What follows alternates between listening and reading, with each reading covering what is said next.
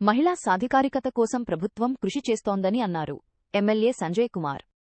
రాయికల్ మండలం ఆలూరు గ్రామంలో శుక్రవారం నాడు 10 లక్షల నిధులతో నిర్మించిన మహిళా సంఘం భవనాన్ని ప్రారంభించారు. అనంతరం గ్రామంలో ప్లాస్టిక్ నియంత్రణ కార్యక్రమంలో భాగంగా మహిళలచే ఏర్పాటు చేసిన స్టీల్ బ్యాంకును ప్రారంభించారు. మహిళ కోసం ప్రభుత్వం ఉల్లాస్ కార్యక్రమంలో మహిళా సంఘం సభ్యులకు విద్య బోధన చేయటం జరిగింది. జిల్లా కేంద్రంలో 5 కోట్లతో ఇందిర మహిళ శక్తి భవనం.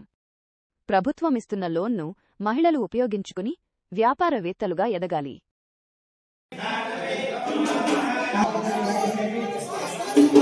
మా నాయకురాలు ఉన్నారు ఇక్కడ వేదిక మీద. ఆ వేదిక ముందు మా మహిళలు ఉన్నారు. మరి వడ్డీ లేని రుణం ఎప్పుడు వస్తుంది?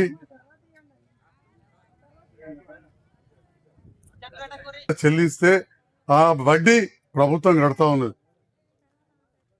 అసలు కడితే ఎంట కడితే ఆ వడ్డీ ప్రభుత్వం మాఫ్ చేస్తుంది. మళ్ళీ మన బ్యాంక్ అకౌంట్లో పడుతుంది. ఆ రుణాలు వచ్చిన వాటిని కూడా మీరు ఉపయోగించుకోవాలంటే ఒకటి చదువు కావాలి. అందుకని నేను ఇదివరదాక ఏటీసీ సెంటరు ఆర్సిఐటి గురించి చెప్పిన. మీరు కూడా కొన్ని పనులు నేర్చుకోవాలి. అప్పుడు ఈ అప్పు తీసుకున్న దాన్ని ఏదన్నా ఒక వ్యాపారంలో పెడితే 4 రూపాయలు ఎక్కువ వస్తాయి. ఇక అవి మనం బాగా కట్టుకున్న తీసుకొని బాగా కట్టి మళ్ళీ ఇవి కట్టడానికి ఇంకొకడ బాకీ తెచ్చి లేకపోతే ఇంకోళ్ళకి బాకీ తెచ్చేందుకు కాదు.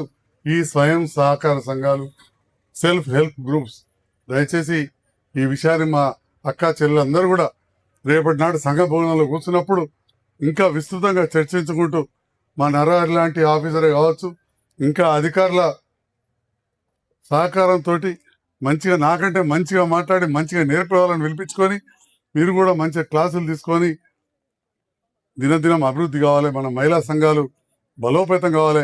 మన ముఖ్యమంత్రి గారి ఆకాంక్ష తీరాలి. మన మహిళా సాధికార కోసం నిరంతరం కృషి చేస్తున్న మన మహిళా మంత్రివర్యులు సీతక్క గారి ఆకాంక్ష పూర్తి కావాలని చెప్పి తెలియజేస్తూ, మరి ఇది ఇందిరమ్మ పాలన, ఇందిరమ్మ రాజ్యంలో ఇండ్లు ఇచ్చే కార్యక్రమం వల్ల మొదలైంది. చాలా సంవత్సరాలు లేకుండే ఇక్కడ 29 ఇండ్లు మంజూరైనవి.